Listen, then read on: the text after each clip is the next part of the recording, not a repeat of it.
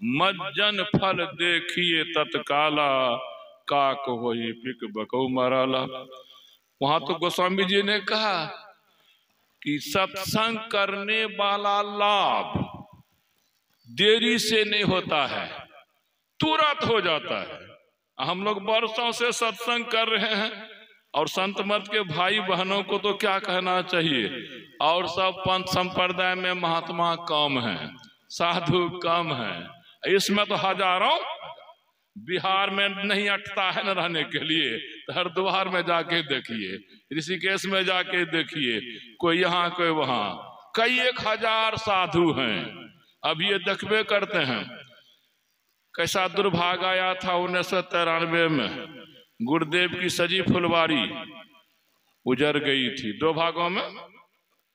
पूज्यपाद संत शिव बाबा साहिब 2 भागों में बट गया।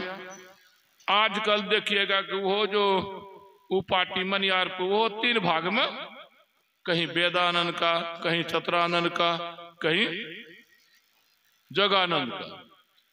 अभी 3 जोगानंद का अधिवेशन है, महाधिवेशन फरवरी में है, या 12, 13, 14 वेदानंद का परसागढ़ी में, और 5, 6, 7 हुआ मनियारपुर में।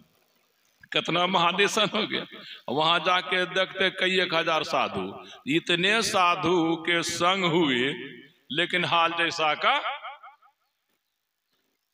करहु विचार सुजन मन माही।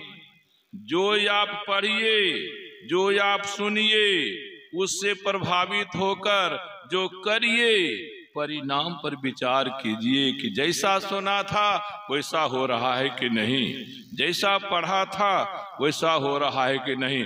तब हमारी आपकी बुद्धि में विकास होगा। ये जो सुने बस चलते जा रहे हैं, काम हुआ कि नहीं हुआ कोई चिंता फिक्र नहीं। तो चलिए मैं दिखाऊं, क्या ऋषि झूठ बोल के गए हैं? कहेंगे नहीं। क्या संत झूठ बोल के गए हैं? कहेंगे नहीं। तो भाई सत्संग करने से सब पाप खत्म हो जाते हैं, साधु संग करने से सब पाप खत्म हो जाते हैं। उदाहरण मैं देता हूं। आप लोग गौकर्ण और धुंधकारी को जानते होंगे, जानते हैं ना? दोनों भाई थे, जैसा नाम वैसा काम। गौकर्ण गाय जैसा भोला भाला, धुंधकारी धुंध मचाने वाला। जितने छोटे बड़े पाप हैं धुंधकारी ने सब किए, बहुत पाप किया। कर्म का सिद्धांत है अवश्यमेव भोक्तव्यं, कृतं कर्म शुभाशुभम, न भुक्तं क्षीयते कर्म कल्पकोटि शतैरपि, कालश्च भगवान दैवं च विधि निर्मितं, भवितव्यं च भूतानां यस्य नास्ति व्यतिक्रमः। कर्म का नियम है, कानून है। मनुष्य के जीवन में जो पुण्य और पाप हो जाते हैं उनका फल करने वाले को आज नहीं कल करना ही पड़ता है। करोड़ कल्प बीत जाएंगे, करोड़ वर्ष में, एक कल्प में 4 अरब 32 करोड़ वर्ष होते हैं, और 100 कल्प कहेंगे 100 से गुना कर दीजिए। बहुत लंबे समय यह नहीं बुझिएगा कि हम 2 करोड़ वर्ष पहले पाप किए थे तो बच गए। ना ना ना ना, बचे कोई भी कर्म के दंड से नहीं बचा। इतना कानून कड़ा है, इतना कानून कड़ा है। तो भाई जब कानून इतना कड़ा है तब तो याद न कल पाप का भोग होगा, होना ही है। तो अब दिखाना है कि सत्संग से पाप खत्म होता है। ऐसा आया। धुंधकारी बहुत बड़े पापी थे।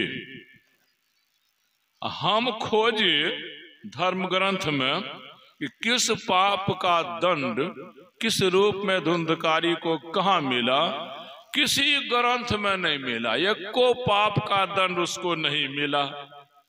दंड क्यों नहीं मिला? कानून है कि दंड मिलेगा।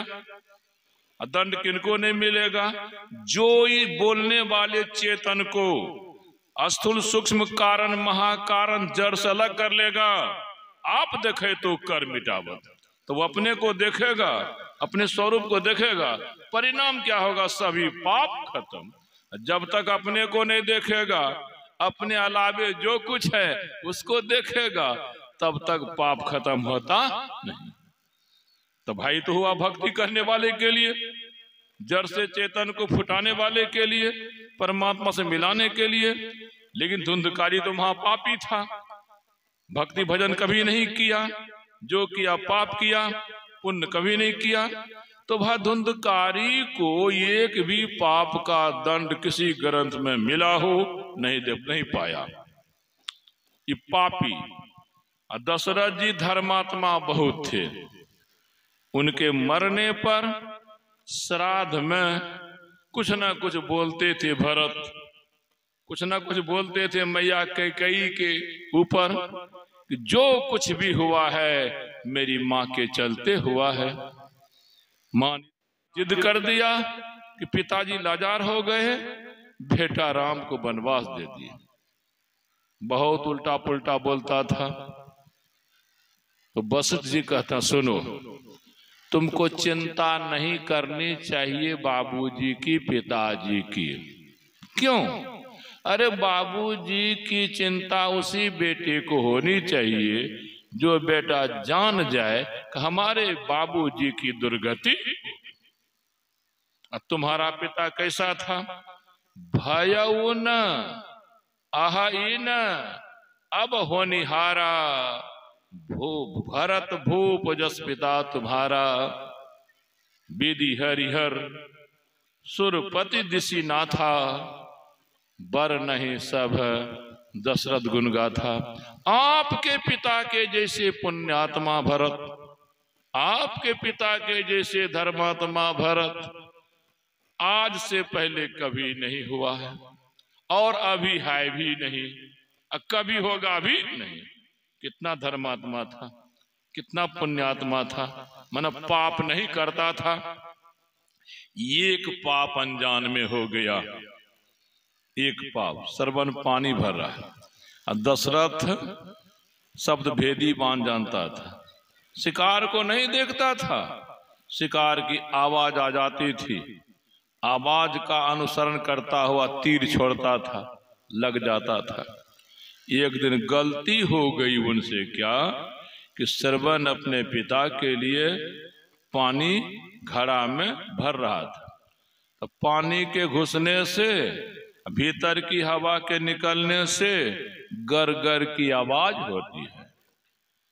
तो वही आवाज दशरथ कहीं जंगल में छिप के था, हाथी की आवाज जानकर हाथी को मारने का लक्ष्य था। उनको लग गया कि यह चिघार है हाथी का, लेकिन हाथी का चिघार नहीं था, वो तो घड़े में पानी और हवा के टक्कर से गरगराहट थी। अनहार मुनहार में, वहां लाइट नहीं होगा जंगल में, तीर छोड़ दिया और सरवन की छाती में लग गया, मर गया छटपटा के।